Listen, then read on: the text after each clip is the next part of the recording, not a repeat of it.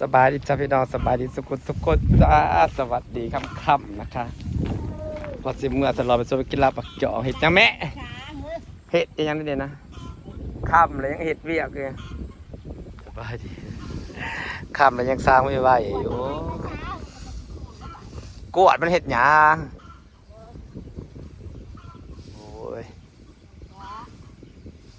โลกอันนี้ไฟตู้นั่นสิบโลกกับพ่ออีตู่อะไรนี่นะสิบโลกกับพ่ออีตู่ไปปลูกคือการแทนคือน้ำมันนี่ใส่กางามเสร็จตัวนี้มันบดตายตัวนี้เนาะตัวนี้มันสูงยังไงงามมึงเนี่ยนะมันบริใช่แน่นนะมันอยู่ให้หน้าได้มันกระต่ายให้หน้ามันกระต่ายลูกมันหนักตัวจะไปให้ลูกไปถ้าเราไม่รู้ออกไปไม่เห็นนะจะเป็นชาติมันโปกไอ้เจ้าเสียยังจะคือสะมัน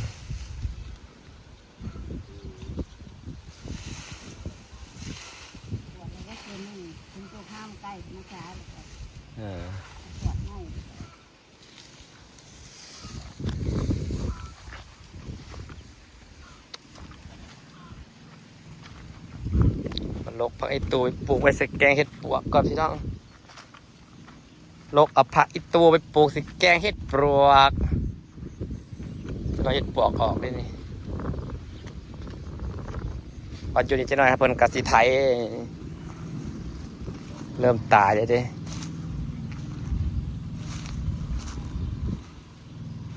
สิไทยเกินไปยังวะ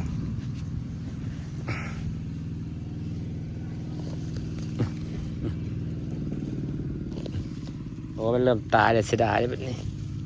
เอาไปเน็บไว้ก่อนยาบาลเพื่อมันติด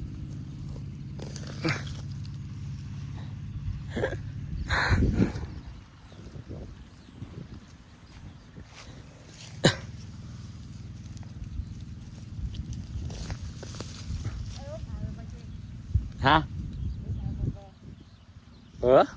เขาวายเอาไปปลูกเลยเนาะลกเอาแล้วจะนำมันกระตายไปแล้วนี่นะน้ำครั้งนั้นมันกระตายไปแล้วนี่นะตกไปเลยเป็นเยอะเลย นี่หากไปดินเป็นเน็บกับมันกระติดแล้วนี่นะแน่ใจบ่ล่ะเพื่อนเราว่าให้เอาตัวมันเป็นตัวมันชื่อนี่ที่มันสื่นอยู่นี่ก็ได้จะมาออกเยอะไปแล้วเขากระตัดออกให้มันแตกขึ้นได้บ้านเจ้าจะน่าจะกินเฮ็ดปลูกจะแพ้ทำไมไม่กำลังออกลายจ้านี่ช่วยแม่ละมือไปหาขุดไปนั่นแล้วมันจะติดหล่นเดี๋ยวเขาลงเอาเครื่องดินมันติดจะแล้วติดเหรอแล้วหดน้ำดีทำไมเธอไม่ใส่ถุงยางจะไปเอาถุงยางค่ะวันนี้แม่นะประเดี๋ยวขำมือปืนตาอะไรก็ได้ก็กลัวชีดินย่อยไหว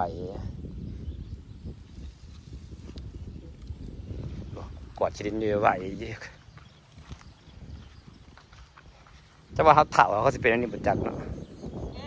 กันเนี่ยอย่าไปใช้เฮ้ยเจ๊จะมีไปใช้เถาไงไปใช้ก็มาหาเยอะหลายนี่นางขวดช้างด้วยเพราะแต่มันสิอยู่ฮอดเท่าอยู่บ่เฮ้ยหอมดิแกงเห็ดปวกเด้หอมดิก็จะมีแห้ง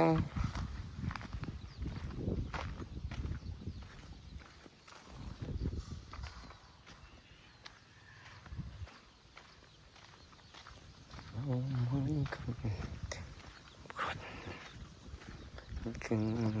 ชีวิตนี้บางชีวิตที่เขาแล้ว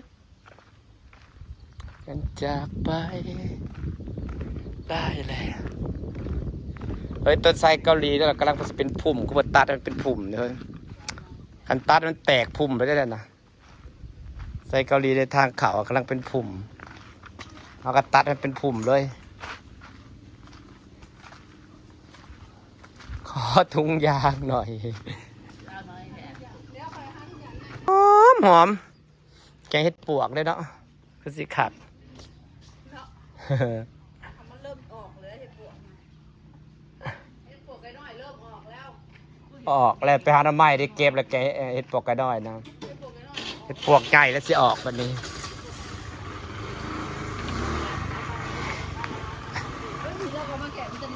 ยังเคยเราเฮ็ดบดประเสริฐใส่ ซื้อจ้ะ ก็ได้เลยนะ 50 บาท 50 บาท 50,000 50,000ที่ตลาด กลับมาเท่าไหร่กันจะวนกลับมาเช้าหาเนาะ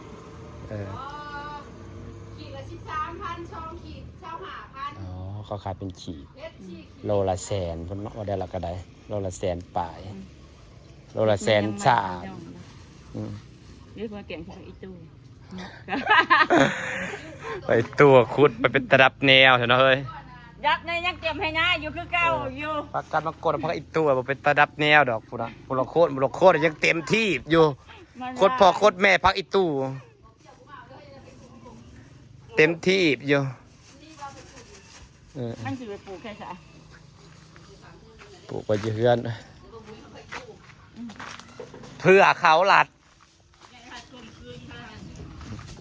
มันสิเอาแล้วมันลืมแล้วหอยมันใส่หลับจ้องว่ะ อ๋อหอยมาแต่ใส่ หอยเขาจะเอาให้คุณยาย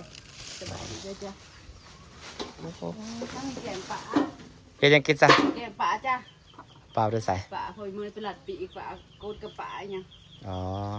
ป่าบูน้อยหันเด้ อยู่บ้านนะครับปลาขึ้นอยู่นะครับก็แล้วครับว่ามีคนหาแล้วปลาขึ้นแล้วแต่เราไม่มีคนหาแล้ว เอาพี่ชาไปมาเห็นหน้าบ่ บ่อละมาเล่นสงกรานต์แล้วกันลงแล้วขายของ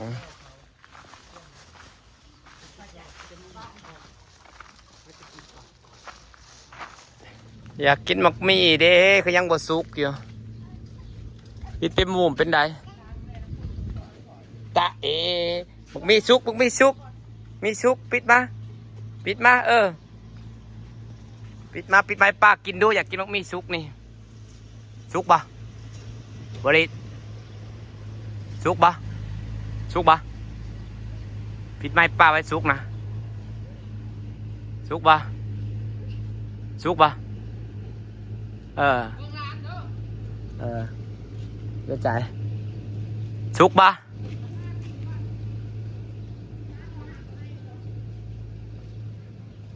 สุกปะสุกปะบอกมีนะบอกรูดปิดจะมันสุกปะบอกปะว้ามันกำลังสีสุกป้าหน่วยใหญ่กำลังจะสุกแล้วนี่อลิสิปิดให้กินเนาะกำลังสิปิดให้กินแล้วนี่จะสุกแล้วนี่มันมีใหญ่เป็นตาหอมเป็นตาหวานนะเป็นดอกหน่วยให้ใหญ่คนนี้หมักมีต้นนี่เป็นมักมีปลูกมาอันเม็ดเด้เพราะเป็นมักมีปลูกงาเด้พี่น้องหักเบิ่งโซ่คือจะปลูกงาปลูกเม็ด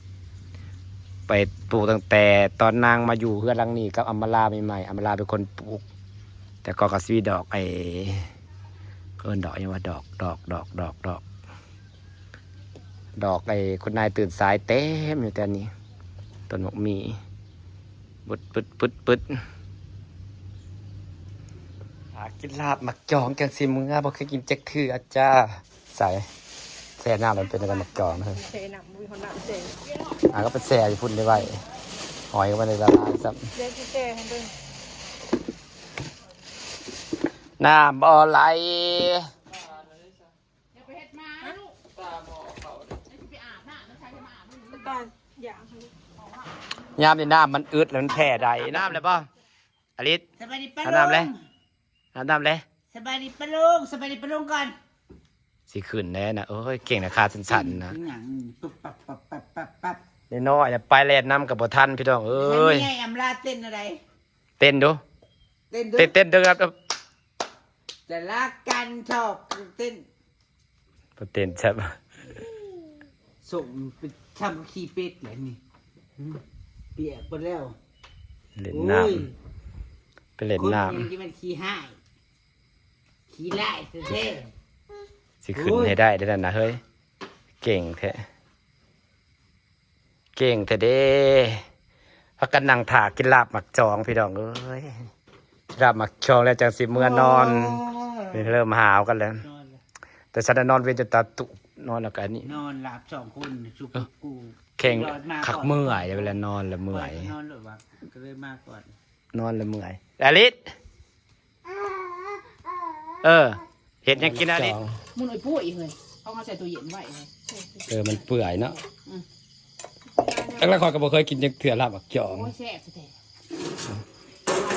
มันดุเมนมาเท่ จ้ะ สีมา อ๋อนี่บ่ผงมันนะอ๋อ อันนี้ก็มันสิมุนนะ ง่ายเด้อเปื่อน แช่ สำหรับ แช่ตู้แช่แล้วมันจะมุนนะฉันเป็นดอกเลยนะฮะดอกชมพูตี มันสิเป็นแบบใดคือว่าเดี๋ยวเราไปใส่ตู้เย็นให้มันเปื่อยเนาะ นี่หมากมันนี่ อ๋อ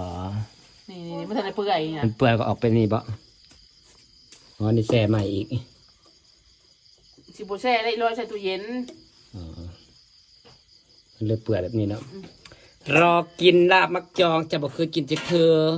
วันนี้เราจะได้กินนี่ซะร้อยสุกินฮะ ถ่ายคลิปฉันคนนี้ นี่จ้าวันนี้จะได้กินลาบหมักจองแล้วจ้าผมเคยกินจักเทือครั้งแรกในชีวิตเลยพี่น้องเห็นแล้วเขาว่าแซ่บลาบหมักจองว่าสันแซ่บคือลาบเทา